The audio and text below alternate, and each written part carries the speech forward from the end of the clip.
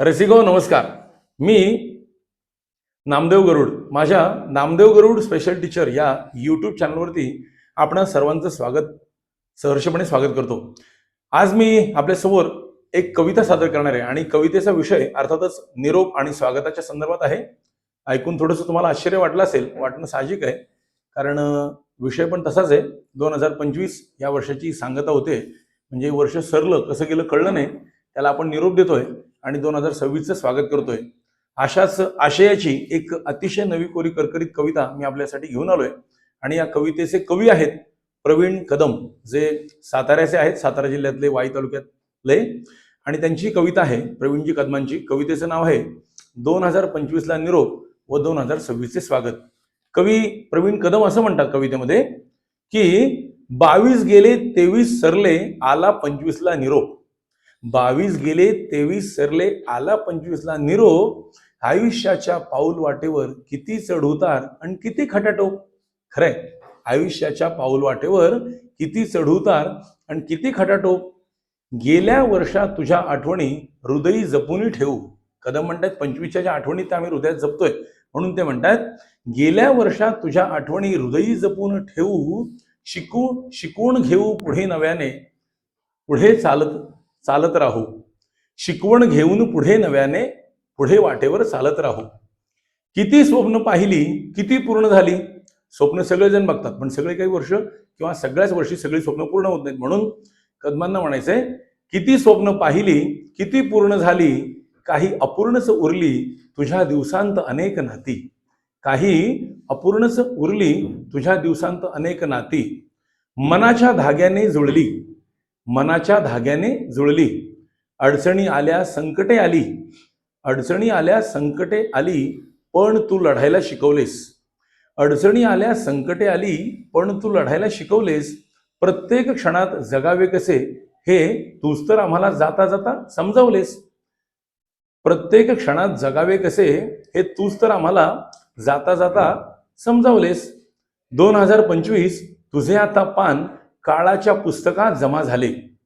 2025 तुझे पान आता काळाच्या पुस्तकात जमा झाले.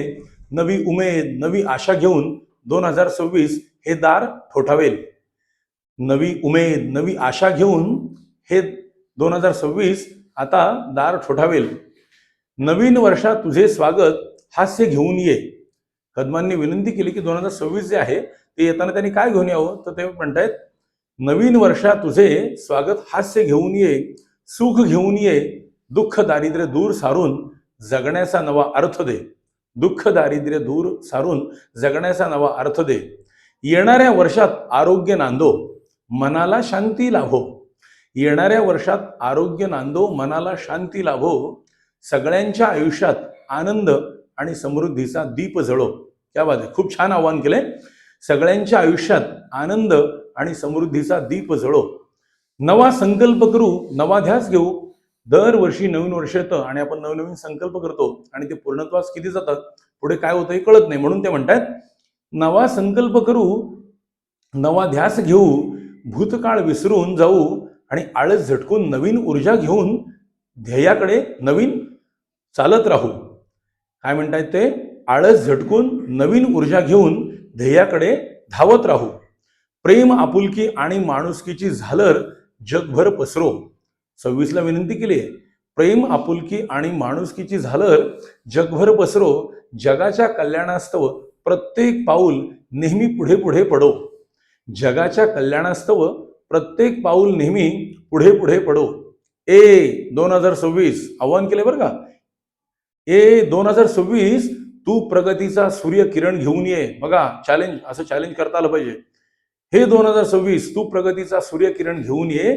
प्रत्येक भारतीयाच्या चेहऱ्यावर तेजाचा नवा सण घेऊन ये. प्रत्येक भारतीयाच्या चेहऱ्यावर नवा सण घेऊन ये. नात्यांना वेळ देऊया आणि आठवणी गोळा करून जगण्याचा मंत्र शिकूया. नात्यांना वेळ देऊया आणि आठवणी गोळा करून जगण्याचा मंत्र शिकूया. विसरू नका कधीच आपली संस्कृती. फार सुंदर आव्हान केलंय. भारतीय संस्कृती फार श्रेष्ठ आहे, म्हणून ते म्हणतात विसरू नका कधीच आपली संस्कृती आणि आपली नाजूक खुणावणारी नाती. विसरू नका कधीच आपली संस्कृती आणि आपली नाजूक खुणावणारी नाती. निसर्गाबद्दल ते म्हणतात, निसर्गाची ठेव जपू, पाण्याचा थेंब जपून वापरू. निसर्गाची ठेव जपू, पाण्याचा थेंब जपून वापरू, येणाऱ्या पिढ्यांसाठी हिरवे जग साकारू. निसर्गाची जर आपण बचत केली, निसर्गाने दिलेल्या गोष्टींची, तर आपण नवीन जग साकारू शकू. म्हणून ते म्हणतात की येणाऱ्या पिढ्यांसाठी हिरवे जग साकारू, तंत्रज्ञानाची कास धरू. क्या बात आहे. पण मातीशी मात्र जोडले राहू. तंत्रज्ञानाची कास धरू, पण मातीशी मात्र जोडले राहू. सदैव विनम्रता अंगी ठेवू आणि ज्ञानाचे नवीन शिखर पाहू. सदैव विनम्रता अंगी ठेवू, ज्ञानाचे नवीन शिखर पाहू. प्रत्येक दिवस एक संधी आहे बदलाची, सुधारणेची. प्रत्येक दिवस एक संधी आहे बदलाची आणि सुधारणेची. प्रयत्नांची जोर धरून पार करू या शिखरांची वाट. प्रयत्नांची, सुधारणांची वाट धरून पार करूया सुधारणांची वाट. प्रत्येक आव्हानांची रेषा 2026ला आव्हान करूया. 2025 ला धन्यवाद देऊया आणि 26चे स्वागत करूया. चला सुरू करूया, हातात हात घेऊन एक सोनेरी भविष्य शिवूया. माणुसकीच्या धाग्यांनी आणि आपुलकीच्या नात्यांनी. तेव्हा पुनश्च एकदा आपणा सर्वांना, आपल्या सर्वांच्या वतीने आपण 2025ला बाय बाय करूया आणि 2026चे स्वागत करूया. आपणा सर्वांना येणाऱ्या इंग्रजी नववर्षाच्या 2026च्या मनापासून हार्दिक हार्दिक शुभेच्छा देतो. आणि कविता आवडल्यास नक्की व्हिडिओला लाईक, शेअर आणि सबस्क्राईब आणि आपल्या सुस्पष्ट कमेंट करायला विसरू नका. धन्यवाद.